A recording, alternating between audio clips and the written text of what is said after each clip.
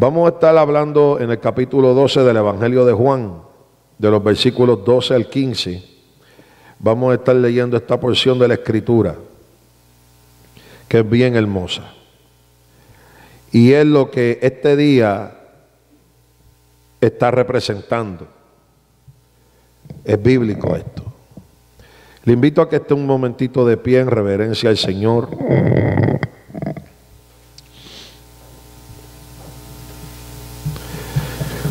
En el capítulo 12 del Evangelio de Juan, versículos del 12 al 15, dice así la palabra del Dios vivo. El día siguiente, grandes multitudes que habían venido a la fiesta al oír que Jesús venía a Jerusalén, tomaron ramas de palmera y salieron a recibirle y clamaban: Hosana, bendito el que viene en el nombre del Señor, el Rey de Israel. Y halló Jesús un asnillo y montó sobre él, como está escrito: no temas, hija de Sión, he aquí tu rey viene, montado sobre un pollino de asna. Padre, gracias por tu palabra y ruego, Dios, que tu unción y tu misericordia y tu gracia, Señor, opere en mi vida para gloria tuya y para edificación de tu pueblo. Y que, Señor, en este día tú salves y en este día tu palabra sea recibida por aquel corazón que ya está preparado para recibirla. En el nombre de Jesús te damos la gloria, Padre amado. Amén. Se puede sentar, amado hermano. Hace una semana atrás el hermano Miguel estuvo predicando aquí del capítulo 11 de Juan, donde hablaba de la resurrección de Lázaro. Y algo muy importante en cuanto a esto es que él decía que cuando Lázaro enfermó, el Señor de inmediato no fue a sanarle, sino que el Señor dijo que esa enfermedad era para que la gloria de Dios se manifestara. Para poder entender eso en el capítulo 11 había que seguir leyendo el capítulo 12. Porque en el capítulo 12 es que se explica esas palabras que el Señor dijo en el capítulo 11, de que aquella enfermedad de Lázaro era para que la gloria de Dios fuera manifestada. Y usted sabe que Lázaro muere. Y el Señor llegó 4 días después. Cuando él oyó que Lázaro estaba enfermo, no fue, espera que muera y 4 días después llega. Y muchas veces eso no se entiende. Porque decimos, ¿y por qué el Señor, si sabe que estaba enfermo, espera que muera? Como que no parece muy cristiano eso. Y a veces entramos como que en una reverencia, pero aún de una manera reverente cuestionamos al Señor. ¿Por qué tú permitiste eso? ¿Qué hay? ¿Qué propósito hay detrás de eso? ¿Para qué esperar que muera cuando sabes que está enfermo? Y tienes el poder para sanarlo. No tenías ni que ir. Con solo tú decir la palabra, él sanaba. Porque yo creo que tú eres todopoderoso. Pero ¿por qué dejaste que muriera? Y después llegas 4 días después, como si nada hubiera ocurrido. Y cuando una de las hermanas te reclama, le dice: Marta, yo soy la resurrección y la vida. Y el que cree en mí, aunque esté muerto, vivirá. Pero ¿y por qué no lo sanaste? Y vienes a darme consuelo en un luto. Así piensa nuestra mente. Así juzga nuestra mente. A veces no se lo decimos así al Señor porque tenemos temor de Él, reverencia a Él, pero lo cuestionamos eso. Porque no lo entendemos. Y porque en la vida nos han ocurrido circunstancias diferentes, similares a esta, donde decimos, pero ¿y por qué se esperó ahora cuando se pudo haber hecho antes? ¿Por qué esperar el daño más grande cuando se pudo evitar? ¿Por qué no prevenir en vez de remediar y lamentar? Así piensa nuestra mente. Cuando estas cosas ocurren hay un propósito enorme y grande. ¿Por qué las cosas están ocurriendo así? Por eso el Señor, cuando le dijeron: no vas a ir a ver al que tú amas, Él dijo, esta enfermedad es para que la gloria de Dios se manifieste.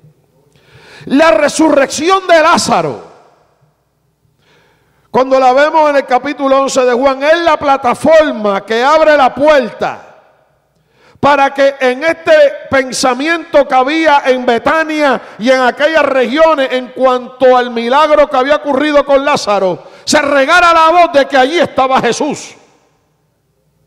Y cualquiera diría, pero el Señor esperó un luto para hacerse popular, para hacerse famoso, para difundir su fama. Usó el Señor el dolor de otro para su propio beneficio ministerial. Son preguntas difíciles, pero son preguntas que se pueden hacer. Y aquí es donde el Señor nos quiere hablar. Porque nosotros podemos pensar y hacernos este tipo de preguntas que yo le acabo de plantear.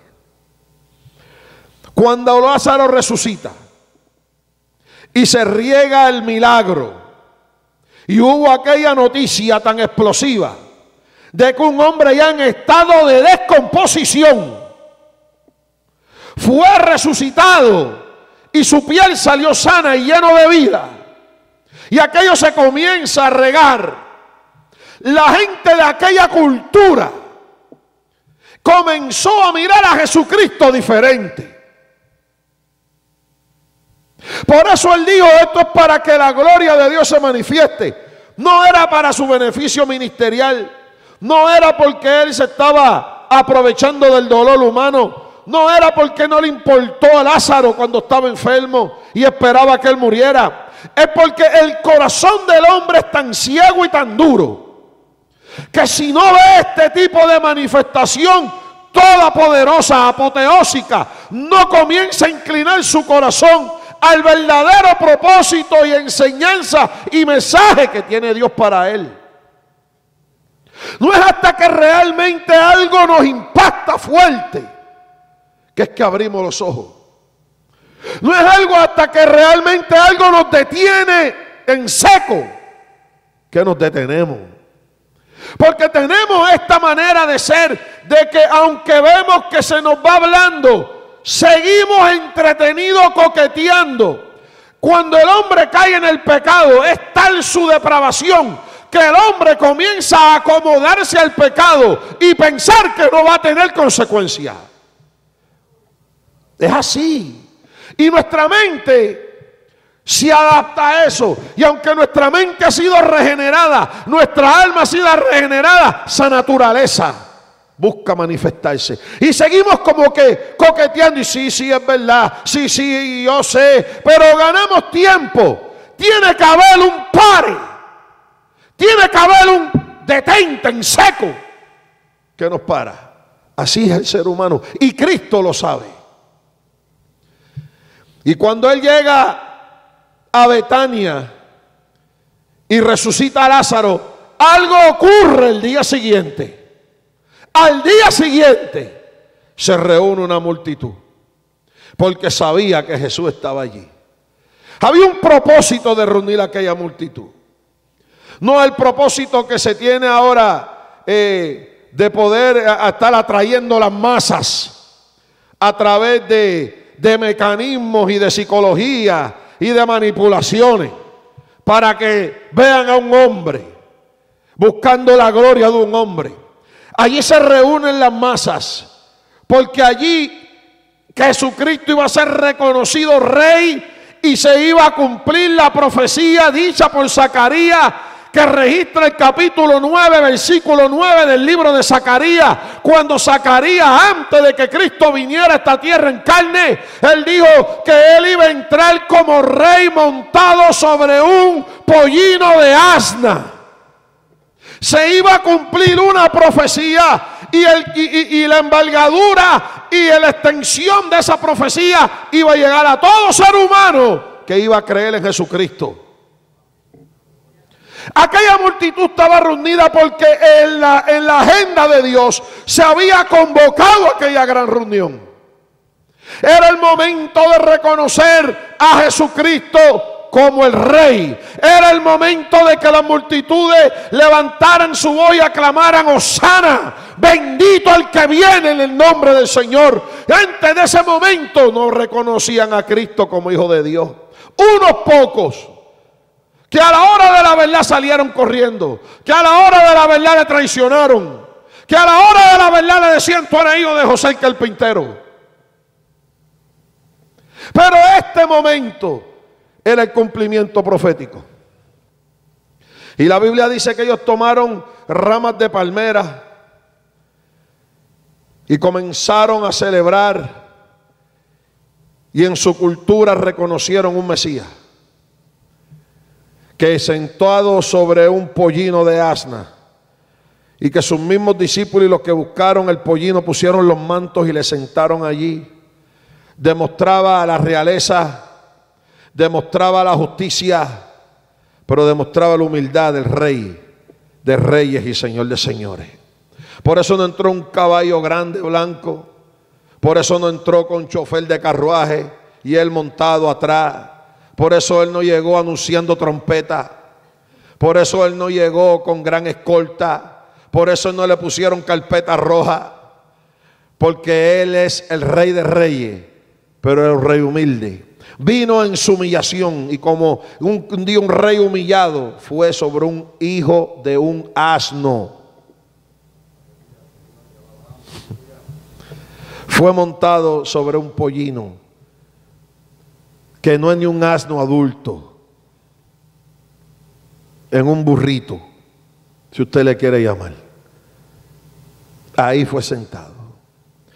Pero el corazón del hombre decía: bendito el que viene en el nombre del Señor. Aclamaban a recibirle.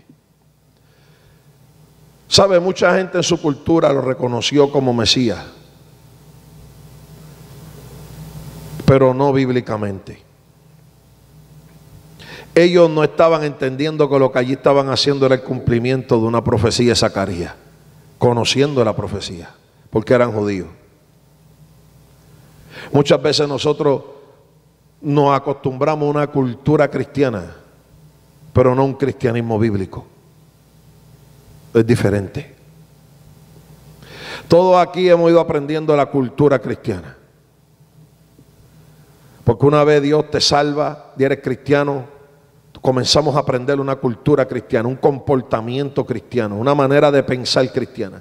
Hacemos lo que los cristianos se supone que hagan. Eso se llama cultura. Y eso es bueno, pero Cristo quiere que el hombre vaya más allá con él. Esto no es meramente en nosotros saber qué debemos hacer. Esto es nosotros vivir en una relación con él. Nosotros necesitamos un cristiano más allá del cristianismo cultural. Necesitamos entender y vivir un cristianismo bíblico. Bíblico. No meramente cultural. No meramente comportarme cristianamente. Yo tengo que entender el por qué y quién hace eso en mí y para qué, bíblicamente hablando. Porque cuando nosotros lo miramos desde el punto de vista únicamente cultural, las culturas siempre van cambiando. Y las culturas se tienen que ir evolucionando y adaptando. Y ahí es donde comienzan a haber cambios repentinos que muchas veces nos hacen abandonar el principio bíblico, porque estamos siguiendo el flow de la cultura, el flow de lo que va pasando. Y ahora los cristianos hacen esto que antes no lo hacían los de las generaciones pasadas. Pues esto es lo que hay que hacer ahora como cristianos. Y ahora se hace esto y antes los cristianos no hacían esto. Pues vamos a acostumbrarnos a hacer lo que los cristianos modernos, los que hacemos ahora, se supone que hagamos. Y esa es la cultura cristiana. Y ok, eso está ahí y Dios lo permite. Pero ahí no debemos llegar. Nuestra relación con el Señor no debe llegar nada más que ahí. Él quiere que vivamos un cristianismo bíblico. Un cristianismo de relación, un cristianismo de realidades, un cristianismo donde nosotros lo vamos a demostrar por el fruto y por las decisiones que tomamos. Toda gloria al Señor. Cuando ellos reciben a Cristo, su cultura se abrió. Los judíos dijeron: este judío que que viene montado en ese pollino es bendito y viene en el nombre de Jesús. Y dieron una palabra de alabanza, Hosana. La clamaron, Hosana. Sí, ese eres tú. Esa misma multitud, 6 días después, o 5 días después, estaba frente a la corte de Pilato gritando, crucifícale. Esa misma multitud, 5 días después le dijeron a Pilato, te lo entregamos y danos a Barrabás. Porque cuando las masas se unen con la mera perspectiva y mente de que eso es lo que culturalmente tenemos que hacer, fíjese que rápido cambian las cosas. Dios sana y bendito el que viene en el nombre del Señor. A 5 días después gritar, crucifícale. Queremos a Barrabás.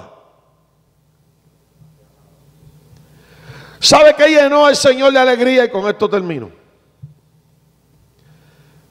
Que cuando los judíos le recibieron como Mesías en este momento y le reconocen, le dan un reconocimiento, lo reconocen como el enviado de Dios. Aquello que había hecho con Lázaro llegó a los oídos de los griegos y de los gentiles. Escuche esto. Y ellos oyeron que Jesús, el que había resucitado a Lázaro, estaba allí. Y eso se lo hicieron llegar a Felipe, uno de los discípulos del Señor. Y Felipe se lo compartió a Andrés, uno de los discípulos del Señor. Y Felipe y Andrés fueron al Señor a decirle, Señor, los griegos quieren verte. Y cuando el Señor le dijeron, los griegos quieren verte, ¿sabe la respuesta que el Señor dio? Él dijo, ha llegado la hora.